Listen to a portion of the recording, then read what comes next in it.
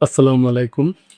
প্রিয় দর্শক, বাংলাদেশ সরকার সিদ্ধান্ত নিচ্ছে যে বিমানবন্দর, রেলওয়ে স্টেশন, হাসপাতাল এই সমস্ত কিছু এলাকায় ফ্রি ওয়াইফাইয়ের বন্দোবস্ত করবে।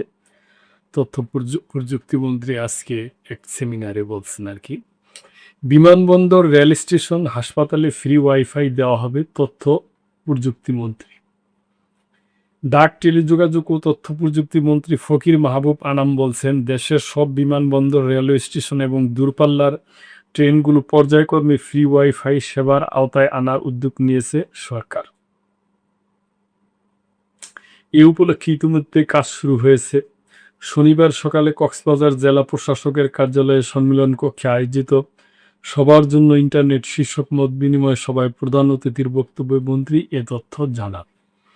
তথ্য প্রযুক্তি মন্ত্রী বলেন, মানুষের দোরগোড়ায় আধুনিক ইন্টারনেট সেবা পৌঁছে দিতে সরকার প্রতিশ্রুতিবদ্ধ। এর অংশ হিসাবে দেশের 4টি ট্রেনে পরীক্ষামূলকভাবে ইন্টারনেট চালু করা হয়। পাশাপাশি সরকারি হাসপাতালগুলোকেও পর্যায়ক্রমে বিনামূল্যে ওয়াইফাই চালুর কার্যক্রম চলছে। সমুদ্র উপকূলীয় অঞ্চলে নিরাপত্তা জোরদারের বিষয়টি উল্লেখ করে মন্ত্রী ফকির মাহবুব আনাম বলেন, বঙ্গোপসাগরে মাছ ধরা ট্রলার ও জেলেদের নিরাপত্তার জন্য স্যাটেলাইট ভিত্তিক ইন্টারনেট সেবা চালু করা জরুরি। এতে ঘূর্ণিঝড়ের আগাম সতর্কতা, জলদস্যুতা প্রতিরোধ এবং জরুরি যোগাযোগ সহজ হবে। জনাব আনাম বলেন, কক্সবাজার পর্যটন কেন্দ্রগুলোতে ফ্রি ওয়াইফাইয়ের আওতায় আনার কাজ চলছে।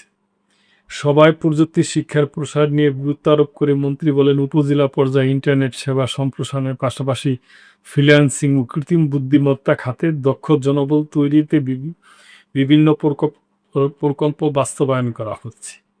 তো প্রিয় দর্শক, এটা আমি মনে করি যে এটা ভালো সংবাদ। এটা করা দরকার, করতে পারলে খুবই ভালো।